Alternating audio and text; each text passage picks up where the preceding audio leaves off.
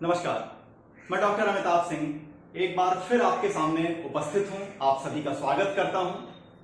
WhatsApp पर आपके लगातार ये मैसेजेस आ रहे थे कि सीपीसी के साथ साथ दूसरे पेपर्स पर भी अपनी बात रखूं। उसी क्रम में ट्रांसफर ऑफ प्रॉपर्टी को मैंने उठाया है। ट्रांसफर ऑफ प्रॉपर्टी को अगर देखें तो ये एक काफी टेक्निकल लॉ है। इसमें टोटल 137 सेक्शंस आएंगे और सेक्शन नंबर 37 तक के प्रोविजंस मूवेबल और इमूवेबल दोनों प्रॉपर्टीज के ऊपर लागू होंगे। 38 से लेकर 53A तक के प्रोविजन एक्सक्लूसिवली लागू होंगे इमूवेबल प्रॉपर्टी को लेकर। 54 से लेकर 57 में सेल किसे कहते हैं ये चीज आएगी। सेलर और बायर के राइट ड्यूटीज आएंगे। सेक्शन 58 से 104 के बीच में मॉर्गेज डील होगा, जिसमें मॉर्गेज होता क्या है, मॉर्गेजर मॉर्गेजी के राइट्स क्या हैं, रिडम्पशन किसे कहते हैं, फोरक्लोजर किसे कहते हैं, सेल कराने का मॉर्गेजी का पावर किसे कहते हैं, मार्शलिंग किसे कहते हैं, कंट्रीब्यूशन क्या होता है, मार्शलिंग अप फोरक्लोजर डाउन 91 और 94 का जो कॉन्सेप्ट है ये क्या है। सेक्शन 100 में चार्ज जाएगा। इसके बाद 105 से लेकर के 117 सेक्शन के बीच में लीज डिस्कस किया जाएगा। लीज में इंजॉयमेंट का राइट ट्रांसफर होता है, लेजर के राइट, लीजी के राइट, किस तरीके से लीज बनेगा, कितने टाइम पीरियड के लिए बनेगा, टर्मिनेशन ऑफ लीज किसे कहते हैं और डॉक्ट्रिन ऑफ होल्डिंग ओवर किसे कहते हैं, सेक्शन 116 में डिस्कस होगा। सेक्शन 118 से 121 को जब देखेंगे तो वहां पे बात आएगी एक्सचेंज की। आपने अपनी साइकिल दी, मैंने अपनी गाड़ी दी, ये तो एक्सचेंज होगा।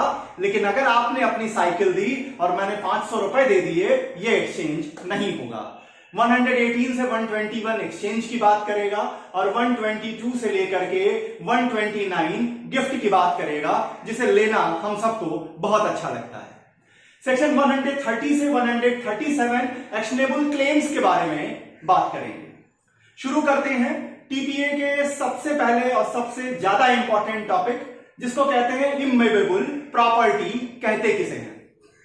सामान्य आदमी की बात करें, हम सबका सपना है हमारे नाम पे जमीन हो, हमारा अपना मकान हो।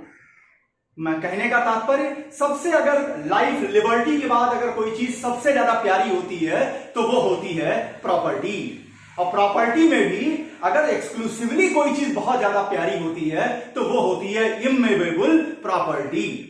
तो पहले ये जानते हैं कि आखिर इमूवेबल प्रॉपर्टी कहते किसे हैं। अगर आप टीपीए को देखें तो सेक्शन 3 इसको डिफाइन करता है, लेकिन इस डिफिनीशन को पढ़ेंगे तो आप फ्रस्ट्रेट कर जाएंगे। क्यों? क्योंकि वहां लिखा है कि immovable property does not include timber, growing crops and grasses. मतलब हमने पूछा राम कौन है तो आप बता रहे हैं कि वो लक्ष्मण नहीं है, भरत नहीं है, शत्रुघ्न नहीं है, लेकिन ये नहीं बता रहे हैं कि राम कौन है। सेक्शन 3 को अगर आप ट्रांसफर ऑफ प्रॉपर्टी में देखिए तो वो यही कहता है कि ग्रोइंग क्रॉप इमूवेबल प्रॉपर्टी नहीं है, ग्रासेस मतलब घासें इमूवेबल प्रॉपर्टी नहीं है, टिम्बर वो इमूवेबल प्रॉपर्टी नहीं है। पर मेरे भाई, मेरा प्रश्न है इमूवेबल प्रॉपर्टी है क्या? अब जो बातें किसी एक्ट और स्टैट्यूट में नहीं बताई जाती, उसको जानने के लिए एक और महाकाव्य लिखा हुआ है जिसका नाम है जनरल क्लॉजेज एक्ट 1897। अब जनरल जो कहीं नहीं मिलेगा वो इस दादाजी के यहां मिल जाएगा। तो जनरल क्लॉजेज एक्ट के सेक्शन 4 को देखते हैं। थैंक गॉड, कम से कम वो बताता है कि इमूवेबल प्रॉपर्टी में क्या क्या आएगा। तो सेक्शन 4 1897 का एक्ट कहता है इमूवेबल प्रॉपर्टी में सबसे पहले आएंगे लैंड। लैंड का मतलब जमीन, जमीन का मतलब जो जमीन के ऊपर है वो भी, जमीन के नीचे जो चीजें मिलेंगी वो भी, और जमीन के जो ऊपर खड़ी चीजें दिखाई देंगी वो सब कुछ जमीन में शामिल होंगी। अब मान लीजिए कि कोई तालाब है, तालाब भरा हुआ है, ये क्या है, मूवेबल है या इमूवेबल है? तो चूंकि ये सरफेस के ऊपर ही पाया जा रहा है तो लैंड के सरफेस पे जो कुछ भी मिलेगा वो इमूवेबल प्रॉपर्टी में कवर किया जाएगा। मान लिया। अब नदी को अगर देखें, बराक की नदी है, वाराणसी में गंगा नदी है जहां से मैं हूं, बीएचयू के किनारे जहां से पढ़ाई लिखाई हुई। अब गंगा नदी को अगर आप देखें 80 घाट से खास करके देखिए, तो किसी सामान्य से आदमी से पूछिए कि क्या है भाई, बहता पानी है, तो कहेंगे कि ये तो मूवेबल प्रॉपर्टी है। मूवेबल मतलब जिसको चलायमान हो, पानी तो चल रहा है, तो इसलिए वो क्या है, मूवेबल प्रॉपर्टी है। लेकिन मेरे भाई, पर क्या ये कह सकते हैं कि 2 मिनट पहले जहां पानी था 2 मिनट बाद वहां पानी नहीं है? इसका कहने का मतलब ये कि यहां नदी के पानी को भी इमूवेबल प्रॉपर्टी माना जाएगा। तो पहली चीज तो लैंड इमूवेबल प्रॉपर्टी में आएगी। दूसरी चीज जो कहेंगे कि वो सारी बेनिफिट जो कि लैंड से निकल के आ रही हो, लैंड से निकलने वाली हर तरीके की बेनिफिट भी इमूवेबल प्रॉपर्टी है। जैसे अब मान लीजिए कि पॉन्ड है आपका, तो मछली मारने का अधिकार है ना आपको, फिशरी का राइट, इमूवेबल प्रॉपर्टी। आगे बढ़े, आप की लैंड है, पता चला आपने खुदाई करवाई, सोने की खदान मिल गई, बल्ले बल्ले। अगर सोने की खदान मिल गई, कोयले की खदान मिल गई, पेट्रोल मिल गया, ये सारी चीजें जो जमीन के अंदर से मिली माइंस के रूप में, मिनरल्स के रूप में, ये सारी चीजें इमूवेबल प्रॉपर्टी में कवर होंगी। अब तीसरा पॉइंट कहता है things attach to the land, things attach to the earth और लैंड, जमीन से जुड़ी हुई चीजें। अब ये जो things attach to the land है, इसको फिर ये 3 पार्ट में और डिस्कस कर देता है। पहली चीज कहता है things embedded in the earth और लैंड, वो चीजें जिन्हें जमीन के अंदर गाड़ा जाता है। अब गाड़ने का मतलब क्या? गाड़ने का मतलब है कि एक परमानेंट नेचर देना है, एक परमानेंसी देना है उस चीज को जिसको हम जमीन में एम्बडीड कर रहे हैं।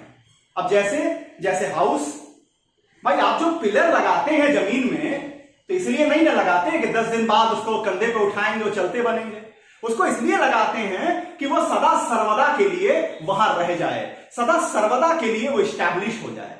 तो वो सारी चीजें जो आप जमीन में इम्बडीड करते हैं, चाहे वो हाउस हो, चाहे वो हाउस की वॉल हो, ये सारी चीजें, चाहे वो इलेक्ट्रिक का पोल हो, टेलीफोन के पोल हो, लगाते क्यों हैं? इसलिए कि वो सदा सर्वदा वहां उपस्थित रहें। तो यहां पर वो सारी चीजें जो इम्बडीड की गई हैं लैंड में, वो भी इमूवेबल प्रॉपर्टी है। अब अटैच में दूसरा क्लॉज आता है things attach to the things which are embedded to the earth, वो चीजें जो इम्बडीड की हुई चीजों से जुड़ी हुई हैं। अब इसके एग्जांपल देख लीजिए, विंडो हो गए, डोर्स हो गए, दुकान के शटर हो गए, ये क्यों है? उस प्रॉपर्टी के इंजॉयमेंट के लिए जरूरी है, उस प्रॉपर्टी के बेनिफिशियल इंजॉयमेंट के लिए ये सारी चीजें जरूरी हैं, ये भी इमूवेबल प्रॉपर्टी हैं। लेकिन जो चीजें केवल सजावटी हैं, अब सजावटी क्या है? एलईडी की लाइट्स, सजावटी क्या है? ट्यूबलाइट्स, सजावटी क्या है? किसी डोर का स्क्रीन, किसी विंडो का शीशा, ये सारी चीजें जो सजावटी हैं, इन्हें आप things attach to the things embedded in the land में नहीं पढ़ेंगे, ये इमूवेबल प्रॉपर्टी नहीं माने जाएंगे। अब तीसरा क्लॉज आता है थिंग्स रूटेड इन द अर्थ। यहीं पर असली ऑब्जेक्टिव में या सब्जेक्टिव में क्वेश्चन पूछे जाते हैं। Things rooted in the earth मतलब things rooted in the earth को आप समझिए, रूट के जरिए जो नीचे अर्थ को पकड़ती हैं। तो जो रूट्स के जरिए कौन पकड़ते हैं? पेड़ पौधे। पेड़ों को लेकर के ही सबसे ज्यादा क्वेश्चन उठते हैं कि क्या आम का पेड़ इमूवेबल प्रॉपर्टी है, क्या नीम का पेड़ इमूवेबल प्रॉपर्टी है, और क्या टीक का पेड़, सागौन का पेड़ इमूवेबल प्रॉपर्टी है। तो देखिए, कोई पेड़ इमूवेबल प्रॉपर्टी है या नहीं, ये लगाने वाले के इंटेंशन पे डिपेंड करेगा। अब आप कहेंगे कि इसको कैसे पता करें? बड़ा सिंपल सा फॉर्मूला है। पेड़ लगा क्यों रहे हैं? हरियाली के लिए। पेड़ लगा क्यों रहे हैं? फल खाने के लिए। पेड़ लगा क्यों रहे हैं? हमेशा हमेशा धरती हरी भरी रहे, इसलिए से। अगर आपका इंटेंशन सर्वदा के लिए हरियाली का है, अगर आपका इंटेंशन फल खाने का है, अगर आपका इंटेंशन अपनी आंखों के सामने हरा देखने का है, तो आपके लगाए हुए पेड़ इमूवेबल प्रॉपर्टी हैं। अब आप कहेंगे, मान लीजिए आम का पेड़ हमने लगाया, 20 साल हमने आम खाए, सूख गया, तब देखिए सूख गया, आप उस लकड़ी को जलाने में इस्तेमाल कर रहे हैं, कुछ उसके फर्नीचर बनवा लें, वो एक अलग चीज है। लेकिन आम का पेड़, अमरूद का पेड़, नीम के पेड़ आप लगाते क्यों हैं? लगाने का सबसे पहला इंटेंशन होता है जितने साल तक ये हैं उतने साल तक हरियाली रहेगी, उतने साल तक हमें फल मिलेगा। यहां इन पेड़ों को लगाने के पीछे उसकी लकड़ी बेच के पैसा कमाने का इंटेंशन नहीं होता। तो जब आपका इंटेंशन हरियाली का होगा तो वहां पर पेड़ इमूवेबल प्रॉपर्टी माने जाएंगे। अब दूसरी ओर देखिए, अगर आपने सागौन के पेड़ लगवाए, तो सागौन के पेड़ क्यों लगवाए? आपके पास एग्रीकल्चरल लैंड है, आपने मेड़ पर क्या किया, मेड़ पे 50 जो है सागौन के पेड़ लगवा दिए। क्यों? हरियाली के लिए, सागौन का फल खाने के लिए, सागौन अच्छे लगते हैं इसलिए? जी नहीं, आपने मेड़ों पर सागौन के पेड़ इसलिए लगवाए कि वो 10 साल में, 12 साल में आपकी इन्वेस्टमेंट को 50 गुना कर देंगे, 100 गुना कर देंगे, मुनाफा देके जाएंगे। तो जहां आपका इंटेंशन लकड़ी बेचने का है, जहां आपका इंटेंशन लकड़ी से फायदा कमाने का है, टिम्बर का है, वहां पर सेक्शन 3 ट्रांसफर ऑफ प्रॉपर्टी साफ साफ कह रही है कि टिम्बर जो है वो इमूवेबल प्रॉपर्टी नहीं माने जाएंगे। अब क्वेश्चन उठेगा कि फिर क्रॉप को क्या कहेंगे, ग्रोइंग क्रॉप्स को क्या कहेंगे? क्योंकि क्रॉप भी तो रूट के जरिए अर्थ से अपना रिलेशन बनाती है। क्रॉप भी पौधों का एक समूह ही है, एक कलेक्शन ही है प्लांट्स का, इसके अलावा क्रॉप है क्या? फिर वो क्यों इमूवेबल प्रॉपर्टी नहीं है? सही कहा आपने कि क्रॉप जो है वो प्लांट्स का एक एक्यूमुलेशन फॉर्म ही है, लेकिन हर क्रॉप का एक सीजन है। छोड़ दीजिए क्रॉप को एग्रीकल्चरल लैंड में ही, क्रॉप का फ्यूचर क्या?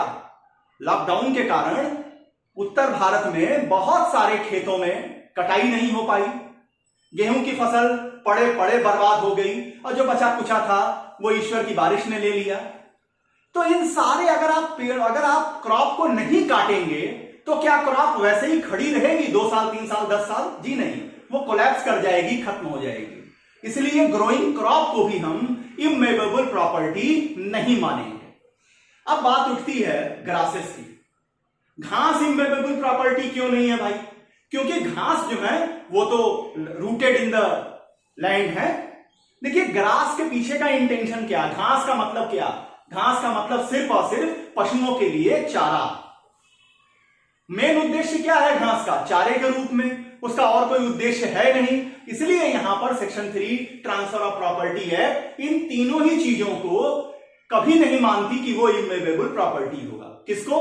टिम्बर। टिम्बर का मतलब वे सारे पेड़ जहां लगाने वाले के इंटेंशन लकड़ी बेचने का है, उससे फायदा कमाने का है। ग्रोइंग क्रॉप्स और नंबर 3 है ग्रासेस।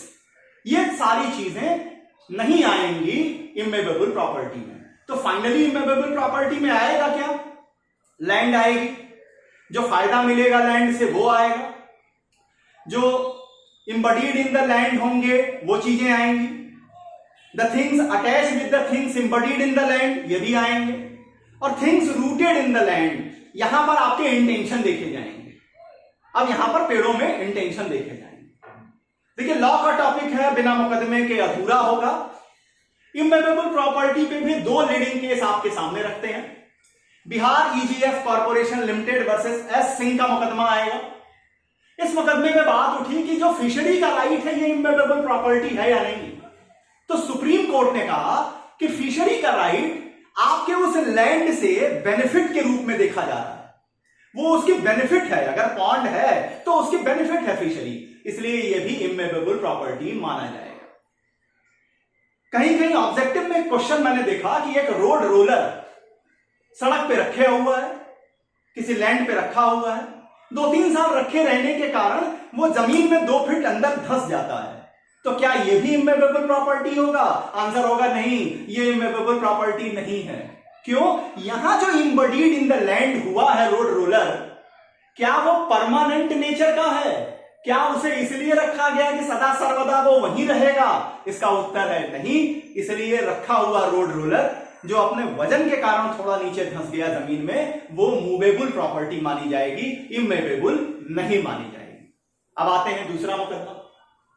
दूसरा मुकदमा आता है ideal bank versus pride of pictures India limited का। इस मुकदमे में बात उठी कि जो सिनेमा की मशीन है, सिनेमेटोग्राफी की जो मशीन लगाई जाती है सिनेमा हॉल में, जो सिनेमा हॉल में लगे हुए चेयर्स और बाकी बैठने के अरेंजमेंट हैं, ये भी इमूवेबल प्रॉपर्टी होंगी या नहीं? कोर्ट ने कहा ये इमूवेबल प्रॉपर्टी नहीं माने जाएंगे, ये मूवेबल प्रॉपर्टी होंगी। अब लगे हाथ ये भी डिस्कस कर देते हैं कि मूवेबल प्रॉपर्टी किसे कहते हैं। अब अगर आप टीपीए को देखिए तो फिर भयानक कंफ्यूजन ये खड़ा करता है। कहता है कि जो सारी चीजें इमूवेबल नहीं है वो मूवेबल मानी जाएंगी। मतलब पहले तो ये बताया नहीं कि इमूवेबल होता क्या है, और फिर उसके बाद 100 ग्राम और चढ़ा दिए कि जो इमूवेबल नहीं होगा वो सब मूवेबल होगा। मिला के पढ़ लीजिए सेक्शन 4 के साथ।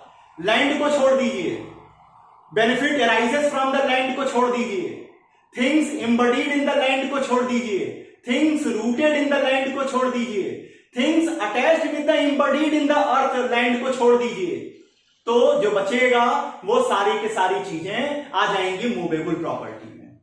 और मोटे मोटा अगर देखिए तो ग्रोइंग क्रॉप को हम मानेंगे मूवेबल प्रॉपर्टी, टिम्बर को मानेंगे मूवेबल प्रॉपर्टी जहां लकड़ी का इंटेंशन होगा, और ग्रासेस को मानेंगे मूवेबल प्रॉपर्टी। इतनी बातें रही इमूवेबल प्रॉपर्टी के विषय में। समझता हूं आपको ये टॉपिक अच्छे से समझ में आ गया होगा। नेक्स्ट टीपीए का जो लेक्चर आएगा वो अटेस्टेशन को लेकर के होगा। अटेस्टेशन कैसे किया जाता है? पार्टीज पहले सिग्नेचर करेंगी या अटेस्टर पहले सिग्नेचर करेगा? क्या पार्टीज एक दूसरे के लिए अटेस्टेशन बन जाएंगी? तू मुझे सुना, मैं तुझे सुनाऊं अपनी प्रेम कहानी, तू मेरी कागज साइन कर दे, मैं तेरा कागज साइन कर दूं, बन के अटेस्टेटर। इस पर क्या होगा? अटेस्टेटर बनने के लिए क्या शर्तें जरूरी हैं और रजिस्ट्रेशन जरूरी है या नहीं? और मान लीजिए हम भारतीय वैसे भी अपनी मनमर्जी के मालिक होते हैं, कानून ने कहा रजिस्ट्रेशन जरूरी है, हमने कहा नहीं कराएंगे, तो नहीं कराएंगे तो आखिर क्या कानून ऐसे ही छोड़ देगा, या उस पर आपके लिए इतनी बड़ी सजा लिख जाएगी कि आप रजिस्ट्रेशन कराएंगे ही कराएंगे? इन बातों को लेकर टीपीए का अगला लेक्चर आपके सामने लेकर उपस्थित होंगे। अगर आपको टीपीए के ये लेक्चर्स पसंद आ रहे हैं, आप इस चैनल पे नए हैं, कृपा करके सब्सक्राइब कीजिए, ज्यादा से ज्यादा मात्रा में लाइक कीजिए और इन्हें ज्यादा से ज्यादा लोगों के साथ शेयर कीजिए, जिससे सभी को यह समझ में आ सके कि आखिर कानून में उनके लिए क्या राइट्स हैं। आसान भाषा में आपके सामने कानूनी दांव पेच को रख रहा हूं। बहुत बहुत धन्यवाद। नमस्कार।